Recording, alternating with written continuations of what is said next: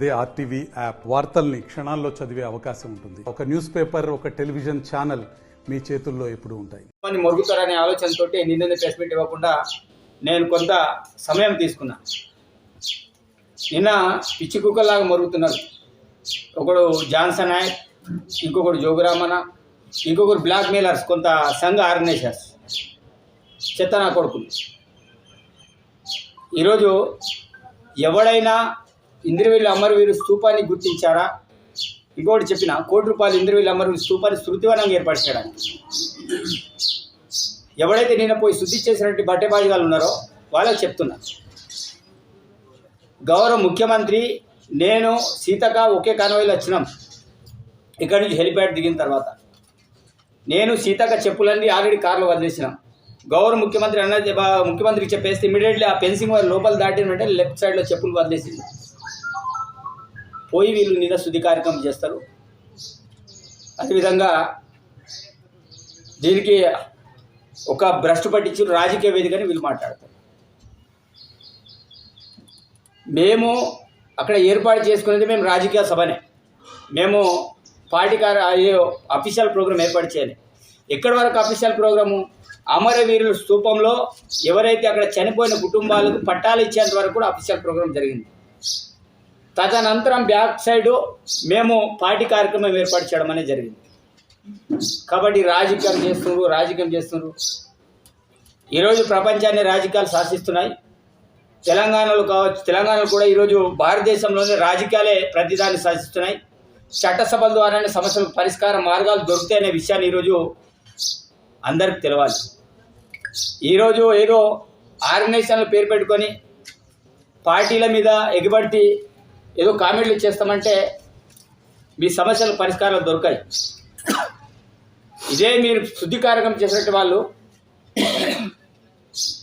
ఎవరైతే రాష్ట్ర నాయకులు కావచ్చు, జిల్లా నాయకులు కావచ్చు, ఆ రోజు పీసీసీ ద్వారా తీసుకెళ్ళేసి సమస్యల విషయంలో చెప్పడం అనేది జరిగింది. నిన్న వాళ్ళు శుద్ధి కార్యక్రమం చేసే కార్యక్రమం ఎందుకంటే గౌరవ ముఖ్యమంత్రి వాళ్ళని కలవలేకపోయాడు. మిమ్మల్ని కలవడం కాదు, అక్కడ ఈ ప్రాంతంలో నాన్ ట్రైబల్ సోదరులు ఈ ప్రాంత సమస్యల పరిష్కారం కోసం వాళ్ళు వచ్చారు. 317 బాధితులు, ఆ టీచర్లు, ఉద్యోగస్తులు వాళ్ళందరూ వచ్చారు. అదేవిధంగా హెల్త్ డిపార్ట్మెంట్కి సంబంధించిన వాళ్ళు వచ్చారు. కొంతమంది ఏఎన్ఎంలు వచ్చారు. కొంతమంది ఎవరైతే ఇతర సమస్యల నుంచి రోడ్లకు సంబంధించి వాళ్ళు వచ్చారు. ఇట్లా 10 యూనియన్లతోటి నేను మాటించిన. సిపిఐ వాళ్ళు, బండి దత్తాత్రేయ వాళ్ళు వచ్చారు, లంక రాగులు వాళ్ళు వచ్చారు. వాళ్ళందరూ కూడా నేను టైం ఇచ్చిన, గౌరవ ఎస్పీ గారితో కూడా మాట్లాడిన. కానీ జరిగినట్టు సిచ్యువేషన్లకు ఏమైందంటే అప్పటికే గౌరవ ముఖ్యమంత్రికి ఫ్లైట్ టైం అవుతుంది. ఈరోజు అక్కడ 10 నిమిషాలన్నా అక్కడ 1 గంట టైం అయిపోతుంది. అప్పటికే మేము సభ ఆల్రెడీ అక్కడికి 4 అవుతుంది. మళ్ళీ తిరిగి ఇక్కడ వచ్చేసి అతను మాట్లాడాలి. ఆ మాట్లాడే క్రమంలో ఫ్లైట్ అనేది లైసెన్స్ కాదు, ఒకరిని మాట్లాడితే మనం అందరితో మాట్లాడుతుంటుంది అనే ఆలోచనతో, ఏ ఆలోచనతో కానీ గౌరవ ముఖ్యమంత్రి అక్కడ మాట్లాడలేకపోయారు. కొంత ఆలస్యం రావడం అనేది జరిగింది. నిజంగా నెక్ ఆఫ్ ది టైంలో 1:30కి ఆ టైంలో వచ్చి ఉంటే నిజంగా వాళ్ళందరినీ కలిపేసే ప్లానింగ్ పెట్టుకోవడం అనేది జరిగింది. కానీ మమ్మల్ని కలిపేయలేదని ఎవడో బీఆర్ఎస్ నాయకులు చెప్పుకుంటే వీళ్ళు పోయి శుద్ధి కార్యక్రమాలు చేస్తారు. ఏమైనా ఉందా? ఏమైనా ఇప్పటివరకు ఎవరైనా స్మృతివనం గురించి ఎవరైనా ఇప్పుడు మరణించే వాళ్ళకి ఎవరైనా వాళ్ళకి న్యాయం కావాలని అడిగినరా? ఆ జాన్సన్ నాయకు ఏ ప్రాంతంలో ఏ సమస్య ఉందో తెలియదు అతనికి. హైదరాబాద్ పోయి ప్రెస్ మీట్ పెడతాడు. ఇక్కడ కనీసం కడెం ప్రాజెక్టు మరమ్మతుల కోసం నీ కేటీఆర్కి కడెం ప్రాజెక్ట్ ఎక్కడ ఉండదో తెలియదు జాన్సన్ నాయక్. మరి కనీసం అక్కడ పోయి వచ్చి ఆ కడెం ప్రాజెక్టు మరమ్మతుల గురించి మాట్లాడలేదు.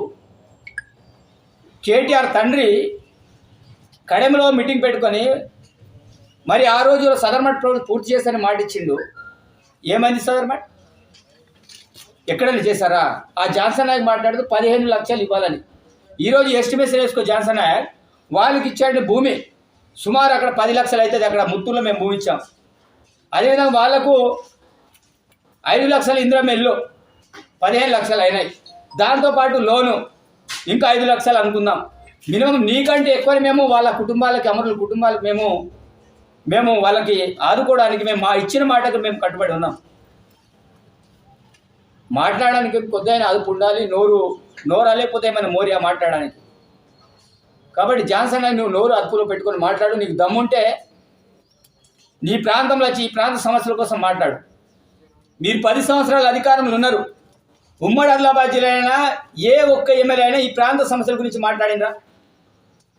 యూనివర్సిటీ కోసం ఎవరైనా ఈ ప్రాంతం గురించి మాట్లాడినరా? ఈ ప్రాంత నాన్ ట్రైబల్ సమస్యల గురించి ఎవరైనా మాట్లాడినరా? ఈ ప్రాంత ఆదివాసీల బిడ్డల కోసం ఎవరైనా మాట్లాడినరా? ఈ ప్రాంత ఎవడైతే టైగర్ జోన్ బాధితులు వాళ్ళ కోసం మాట్లాడినరా? ఎవరు కూడా మాట్లాడారే. కడెం ప్రాజెక్ట్ గ్రీసుకు కూడా డబ్బులు ఇవ్వలే. గ్రీసుకు డబ్బులు ఇవ్వండి, ప్రభుత్వ ఉద్యోగులు జీతాలు ఇవ్వండి. మూర్ఖులు ఈరోజు ప్రభుత్వం మీద ఎగిరిగిరి పడుతున్నారు. మేము ఈ నెల 1వ తారీఖున అందరికీ ప్రతి ఒక్క డిపార్ట్మెంట్ మీద జీతాలు ఇచ్చినాం. మరి రైతు బంధు ఆల్రెడీ 3 ఎకరాల వరకు ఇచ్చినాం. ఈ నెల లాస్ట్ వీక్ కల్లా ప్రతి ఒక్క 20 ఎకరాలు కావచ్చు, ఎంత అవుతుందో పిలిపిస్తారు. రైతు బంధు అందరూ కూడా రైతు బంధు ఇవ్వబోతున్నారు. దాంట్లో ఎట్లాంటి సందేహం లేదు. ఏమనంటే రాజకీయ నేను జోగురామని మాట్లాడతాడు, ఇక పార్లమెంట్ గెలిస్తే వీళ్ళు అందరూ హామీలు అమలు చేస్తారని తను మాట్లాడతాడు. మేము పార్లమెంట్లో గెలిచేది మేమే, దాంట్లో ఎట్లాంటి సందేహం లేదు. కంపల్సరీ మేము ఇచ్చిన మాట్లాడికి మేము బాండ్ పేపర్లు రాసి దేవుళ్ళ దగ్గర మేము ఆ రోజులు పెట్టుకున్నాం. మేము ఇచ్చిన మాట కట్టుబడి ఉన్నాం. ఈరోజు మీరు చేసిన పాపాలకి ఈ ప్రాంతంలో తాగునీరు లేక ఇంకా విలువల కొట్లాడుతున్నాం. కుమార్ రెడ్డి గారు 60 కోట్లు ఈరోజు ఆ మిషన్ భగీరథ కోసం శాంక్షన్ చేయించాడు. అదే తాగునీరు అందిస్తే మేము 60 కోట్లు మేము ఎందుకు శాంక్షన్ చేయాలి? మాకు అవసరం ఏమున్నది? అదే మీరు రోడ్ సౌకర్యాలు కల్పిస్తే మేము ఇంకా ఇంద్రవేలి మండలంలో 33 కోట్లు 27 కోట్లు ఎందుకు మేము శాంక్షన్ చేయాలి? రోడ్లు మీరు అంత కల్పిస్తే. అదే గురుకులంలో మీకు తరగతి గదులు ఇది కాకపోతే మేము మళ్ళా ఇంకా 10 కోట్లు ఎందుకు శాంక్షన్ చేయాలి? కడెం ప్రాజెక్టు మేము మరమ్మతుల కోసం ఎందుకు డబ్బులు రిలీజ్ చేయాల్సి ఉండే? జాతర కోసం, అదేవిధంగా అమరవీరుల స్తూపం కోసం ఏం చేశారు? ఏమంటే మా వాటిని కాపీ కొడతారు. మరిన్ని వీడియోస్ కోసం ఛానల్ ని సబ్స్క్రైబ్ చేయండి. లేటెస్ట్ అప్డేట్స్ కోసం వాట్సాప్ ఛానల్ ని ఫాలో చేయండి. అండ్ లింక్ డిస్క్రిప్షన్ లో ఉంది.